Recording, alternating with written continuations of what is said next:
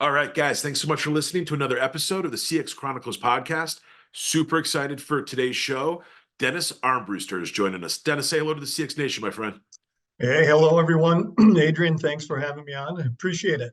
100%. So, Dennis, number one, I'm pumped just to kind of get into the way that you think about the wonderful world of customer experience and market research and understanding your customers, understanding your business and all the opportunities. I'd love for you to start off just by what are some of the stepping stones, man? Give us a couple of minutes around how'd you get into this space and what were some of the early jobs or the early things that you were doing in your career that made you realize this was the type of space you wanted to work in?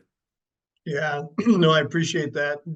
Grew up actually in a rural community in Wisconsin and worked in a bunch of different service industries. You know, my mom and dad literally worked in a what they call a supper club in Wisconsin. It's kind of old school dining experience for 40 some years. And all of us kids kind of grew up in that environment as well. And so from an early stage was not only about, the experience, because it was a pretty cool experience actually at this particular restaurant.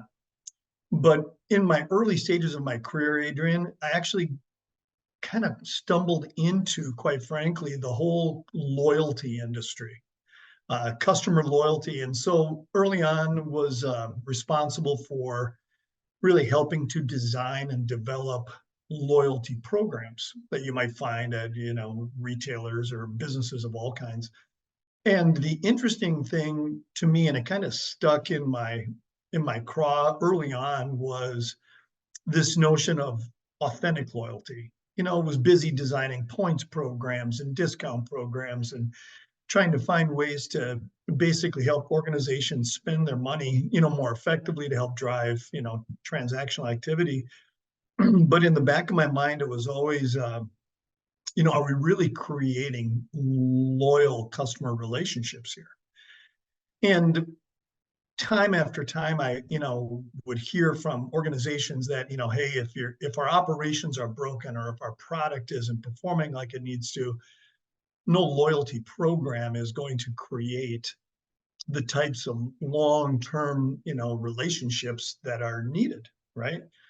So fast forward to, probably the early to mid 2000s, the company I was working for acquired Peppers and Rogers. And I don't know if you know Don Peppers, Martha Rogers. They wrote the book on one-to-one, and it was around mass customization of the experience. Okay. And it began to really understand more fully what does it mean to create an experience that resonates with customers, et cetera, et cetera. And so, in 2010, I actually met the Verde Group and kind of fell in love with the methodology and felt like it was an opportunity for me personally to make a bigger impact on the businesses that I was serving through the work that we do. I love it. So, number one, Dennis, thank you for sharing that. It's funny, you are one of a small camp of guests that actually came up in like the restaurant or the hospitality type of space. So apparently many of us customer focused business leaders, that's where we get our start when we're young, right? And I know for me, like I worked at a local country club. So I basically got to shoot the breeze with a bunch of the guys. I got to practice conversation. I got to listen. I got to hear what people were doing with their jobs, their work. And I know for me, that's definitely one of the things that got me later in life into this whole space, because I got used to kind of having conversations, learning, getting takeaways, and then kind of coming back to it. So I love that you grow up in the hospitality space. One thing I want to jump on before we dive into the four pillars, the customer loyalty, man. It's so funny because now more than ever, I don't care if you're a small business or one of the biggest businesses on planet Earth, like customer loyalty is just, if it's not already paramount, it has to be when you're growing your business, scaling your business, or when you're trying to ride some of the rough waters that we're dealing with in our current economic climate. So like, I love that you kind of found that space early. And honestly, like we were talking about the other day, Dennis, like you've been in the space for a long time. There's so many CX and customer service and customer, analytics leaders out there that have not been in the space for 20 plus years or so. And they're not actually tuned into some of the ways that companies have been collecting, measuring, assessing, and getting ready to act upon feedback or the different loyalty measures, in the past. So I love that you have that experience. Why don't you talk a little bit about the Verde Group? I'd love to kind of learn a little bit more about your role and some of the things you're doing at the Verde Group. Yeah, so the Verde Group, the way our founder, Paula Courtney, refers to it as we're a 20-plus-year-old startup. It kind of feels like that.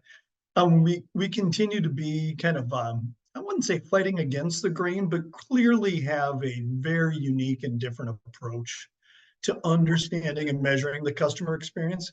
And so at its core, the Verde Group is a customer experience research and consulting firm. And we work with many global organizations across a pretty broad array of industry categories. We specialize, though, I would say well over half of our business is in B2B, which kind of brings with it a whole set of complex dynamics when it comes to the customer experience. And our methodology, which we have patented, revenue at risk, really kind of cuts through the noise of very complex customer dynamics. And that's quite frankly what interested me when in the Verde Group when I first met Paul in 2010. It was the unique methodology, which we can certainly chat more about. But yeah, that's really what we do is we help organizations identify very specific moments of truth that are creating the greatest economic risk to their business. And that's what we do for a living.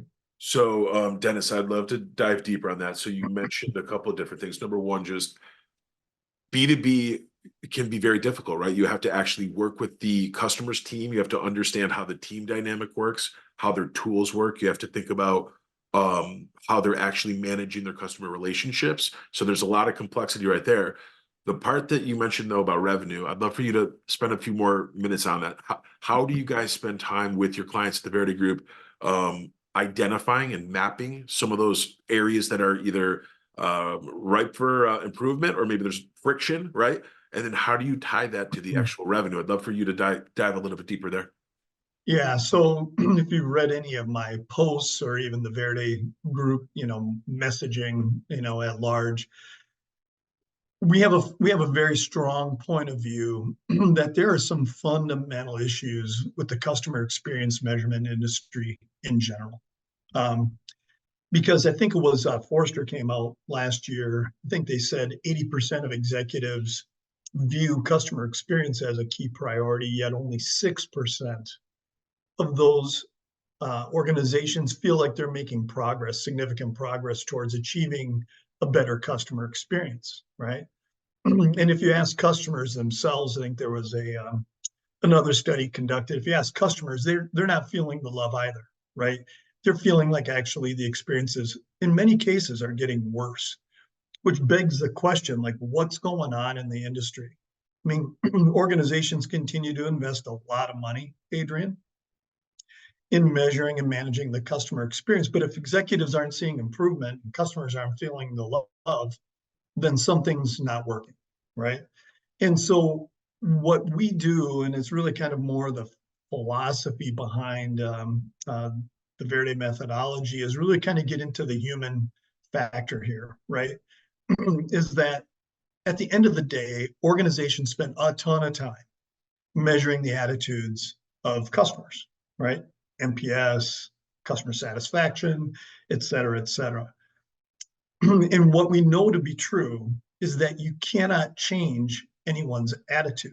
All you can do is change the experiences that created the attitude in the first place, right? Basically, attitudes are nothing more than a cognitive expression of their experiences. And the way that we approach it, which I think is unique, is we actually focus on what we call the dark side of the experiences. We look at friction points. And the reason we focus on friction is because, and this is, I think, as humans, we're kind of hardwired, right, this way, is that if we experience friction, our behavior is much more predictable, right? Let's go back to the restaurant example, Adrian, we were talking about. Back in the day when I was working at the supper club, if a customer came in and they had a horrible dining experience, I can guarantee you that the probability of them acting out on those negatively stated intentions of, hey, I'm not coming back to this place are pretty high, right? Absolutely. Yep. If you flip that around, and they say, oh, it was a good experience, but their likelihood of coming back maybe 50, right? So we're just kind of hardwired. So what we do at Verde Group is kind of focus on measuring friction and then looking at the relationship between friction and the actual transactional buying behavior of customers, right? And that's how we get at the economic impact of CX friction points. So I love that. I think, Dennis, so many companies, they go about building a product, building a service, trying to solve a problem in a space. And you're right, there's not always the intention of thinking about they think about friction on the grand scale of the problem. Once Right. you actually build your product, your service, your whatever you're delivering to your customers, then you have to actually kind of look in the mirror and look at all the different friction points that are actually happening within your business. The other part is this: companies are constantly pitching, pivoting, changing, updating, making new investments in product, service. Team members are coming, going. You're getting different levels of sophistication in the bit. All of that stuff has a direct impact in terms of how those friction points are changing. So it's not a static thing. It's always changing, evolving. There's always different new friction points coming up. Other thing too is like we're living in a very interesting time. Like you think about companies like Amazon, you think about companies like even whether you love them or hate them, but Uber, like there are some companies that have made certain things extremely easy. Essentially, they've taken all the friction out, right? So damn easy. All you do is push a button and a thing shows up. And it's funny because I know that every business is different, every team is different. But if you're not taking time to actually identify and then secondarily thinking about how you can measure those friction points, even if it's simple, right? Even for some of our listeners, if you're thinking about different ways of identifying friction points within your startup product or service, like that's an easy way to start filling up a roadmap of possibilities for what you need to fix, what you need to change, what you need to do more of. And then I would argue communication, right? It gives you an opportunity to go have conversations with customers to make sure that certain friction points actually do rub them the wrong way, right? Because I gotta imagine you guys have probably seen with some of your work at the Verde Group, there's probably companies where you identify a handful of friction points. Some of them are probably way more disruptive to LTV and to retention than others, right? I gotta imagine like some things customers are okay or they're willing to accept. Some things they will not. So I really Right. like that idea of measuring, managing, and always be assessing what your friction points look like. Yeah. I mean, there's not an organization that we talk to that already kind of has a general understanding of the friction points, what they are, and they're looking at it mostly from frequency point of view, kind of squeaky wheel, kind of point of view. So it's what are they hearing the most about from their customers? And I would say 95% of the time, Adrian, what we see or what we know to be true is that the most frequent problems that organizations are generally hearing about are oftentimes they're not the most damaging to their business in terms of economic impact.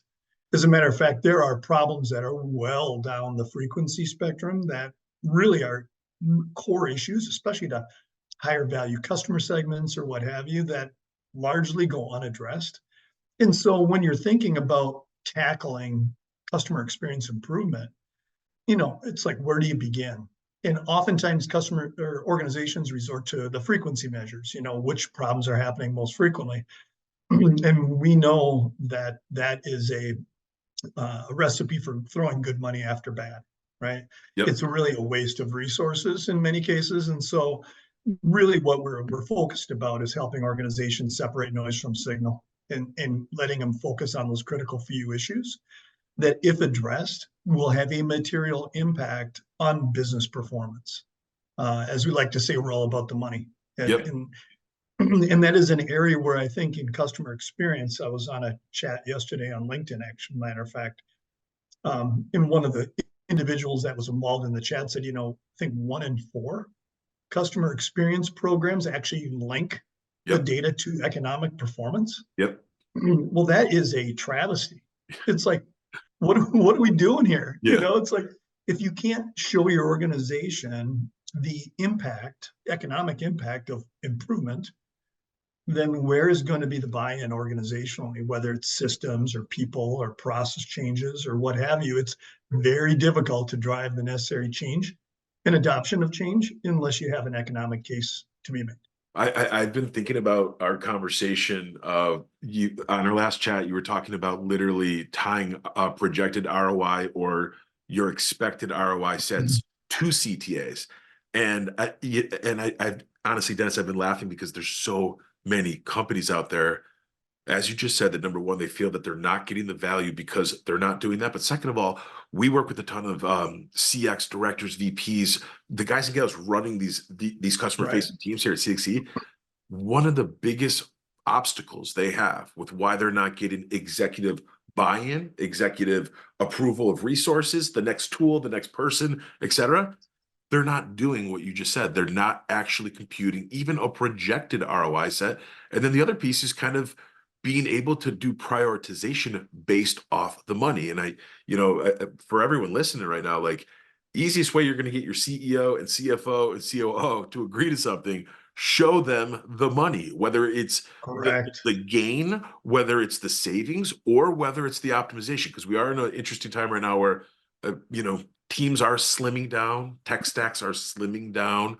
A lot of people might not have the same type of budget that they had, a year or two ago. So this is like one of the easiest things you can do, listeners, is like start tying the CTAs to the ROI set and then be able to show your wins along the way. Because if you start winning and you start showing a couple at bats, or you hit the damn ball to out of the park, or even just to get on base, executive leadership team is going to listen to that. They're going to pay attention to that. The more people that get on base, the more support and the more resource allocation they're going to get. It's as simple as that. Yeah, I think in our previous discussion, Adrian, we were chatting about a couple of different cases and what kind of stood out to me, and if you're okay, I would like to share, Yeah, please maybe for the do. listeners, one example of what I really consider a great success story. So we're working with an organization. They've been measuring the customer experience for a decade or two, right? I mean, and most organizations have some type of voice of customer initiative going on, especially big organizations. Um, and this company was similar to most organizations, right? They've been sending out surveys, looking at unstructured data. They really felt like they had a pretty good handle on the insights, and they were serving them up to the executive committee. This is a $20+ billion company, right? So it's not a small shop. The insights were falling on deaf ears, right? As a matter of fact, there was a conversation going on in the C-suite about, is there really revenue, profits to be gained by improving the customer experience, or should we focus on cutting costs or going more to our digital channels, or finding alternative ways to either save money or grow revenues? But the customer experience piece, do we really need to invest in it? And if we do, can we make more money, right? And so through an initiative that we implemented with them, now would be about 15 months ago, we actually were able, to your point, explicitly link in revenue dollars, the impact that specific CX friction points were having on their business, to the tune of roughly $330 million of Wow. recoverable revenue, right? Wow. And the key thing there, and this is why I kind of just have a bit of a warm spot in my heart about this case, is that they told us that it was the first time in the basically 20 years that they've been actually serving up customer experience data to their executive committee. It was the first time that the customer actually had a voice at the table in 20 Wow. years. Wow. And so they literally were using the economically prioritized list of opportunities as a way to rationalize capital and operating investments for this upcoming fiscal year. And Wow. they're and that's, to me, a really good example of the power that CX practitioners can really exhibit if they take the time to explicitly link their CX insights to the economics of the business. Without doing that, I'm with you, Adrian, it's very, very difficult for these CX practitioners to really make meaningful impact on their organization. Yep. Yep. I agree with that entirely. Dennis, a question that I'm thinking about is like off that, the example you just shared with us, with all the different companies you have had the privilege of working with at the Verde Group and throughout your career, of the four pillars, is there, what's the starting point? Like, is there a place to actually start with thinking about how you're showing or at least piecing out what some of the potential ROI sets look like? Meaning, do you start with the team? Do you start with the tech stack? Do you have to start inside a process and actually get into all the fat and understand everything that's going on? Or feedback, just start right with feedback. Start with whatever historical feedback data you have, extrapolate whatever you can, and begin to build your CTAs plus your potential ROI returns from there. Like, for some of the folks listening that maybe they're not at a $20 billion company, they're working at a company that's $10 million in annual revenue, right? And there's maybe 25 people or 40 people coming together to make that money. Where would you suggest that some of those folks start? And then what were some of the ways that you've kind of seen work well for kind of testing and iterating? Because I imagine it's always a process, right? You're always going to get better. You're always going to get closer with your numbers. You're always going to get better at kind of identifying which 2 or 3 primary areas will return the biggest bang for the buck for the business. But where would you suggest people kind of start with this? Yeah, it's a great question, Adrian. For me personally, I honestly believe you need to start with team, because let's face it, the road is littered with organizations that have went out, bought a tech stack, bought a software as a service solution, implemented it, maybe collecting a bunch of feedback, but because there's no strategic alignment and there's no buy-in from the team, the data goes nowhere, Yep. change doesn't happen, and you're spending a lot of money on generating insights that, quite frankly, aren't going to have the impact that they could have had the team been really brought along in the process. Now, to get the team to act, you need to have a burning platform, and oftentimes the burning platform shows up in terms of economic risk or Yep. opportunity, right? Yep. To get the team to, it's one thing to get them to culturally buy into it. It's another thing to actually drive change initiatives and get new processes, procedures, and things in place. But without the team on board, the rest of it is interesting, but I think it kind of stops and ends there as interesting. And so that would be my personal opinion, and kind of what we've seen in the cases where we've been more successful is getting that team involved early and bringing them along in the process, and not just the executive team. It's into the 1-2 levels down, Yep. getting Yep. into the voice of customer through the customer service agents, frontline staff, all different levels of the company.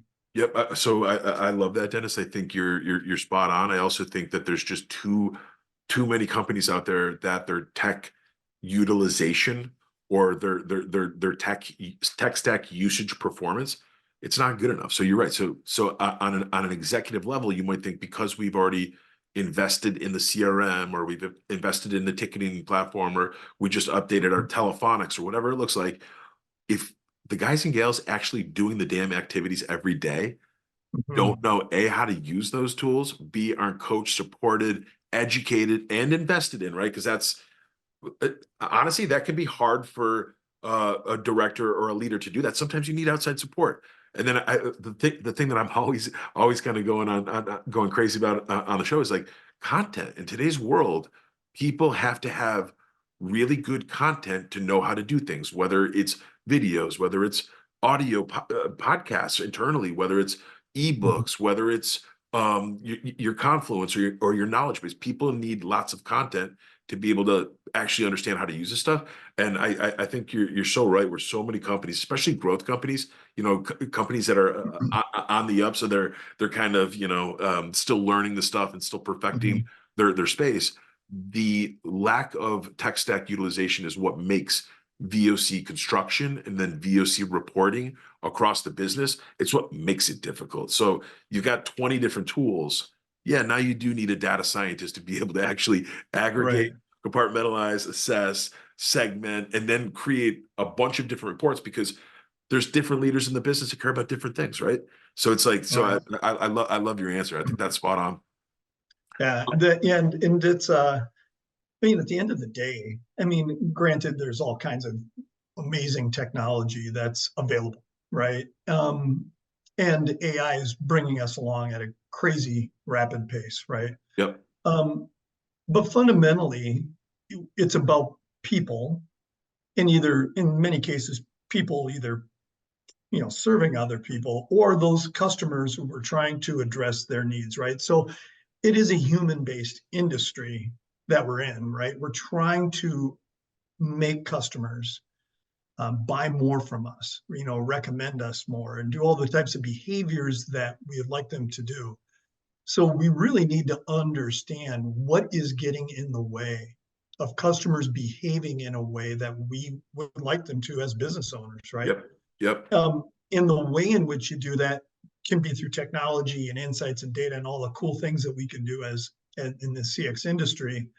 But if you don't understand kind of fundamentally the changes that need to occur and you have the case to make those changes, it really, I think it's one of the reasons why some of those data points I was referencing earlier from Forrester and others is what they are, because I think at the end of the day, organizations just really aren't getting at that core piece of the CX puzzle, Yep. and solving for it, right? Yep. I agree. I agree with that. And then Dennis, I think the one big thing we've seen at CXC with our clients is just assembling the type of internal task force that has the right subject matter expertise around the table to be able to take some of the learnings, the findings, the good, the bad, the ugly, and parse it out in a more meaningful way. And I think to get back to your point about how do you establish ROI, it's not in all cases. Some cases it's easy to figure out your math and you understand exactly how you're going to pick your direction for what's good, what's bad. But if you're building a different type of product, different type of service, you're brand new to a space, you're disrupting an antiquated industry, that you're kind of going to win by doing a bunch of things the opposite way of what's worked for decades for the big guys. Mm-hmm. You need Mm-hmm. like part of and this is where I'm kind of getting into some of the EX, Dennis, some of the employee experience, but like Yeah, sure. that's why this stuff is like so critical in terms of being able to meld all these different worlds, all this different knowledge from your team. And lastly, most folks, if they're at companies where they're actually getting that type of involvement, and to your point earlier in the show, they're actually being brought along in the process. They're literally designing the damn thing. Those are more fun jobs to have typically. Most people Right. like hanging out in companies like that because they're given autonomy and authority and they can be part of the building process. Yeah, it's funny. So we do a monthly newsletter. We put it out, via LinkedIn or send it out to clients or folks that are friends of ours. And we usually include a poll, Adrian, and just trying to pick people's brains, and we share the results back, et cetera. And I think in this past month we asked, if there's one CX gift you could give to your organizations, kind of right before the holidays, what would that be, right? And the number one answer was a gift of an aligned organization. Wow. Wow. It was like and so I think it speaks to the challenges organizations, practitioners have Yep. on really getting everybody on side. As a matter, an old boss of mine referred to it as, how do we get the elephants to dance, together? It's like, how do we get everybody, operating in the same manner and around on an aligned common purpose.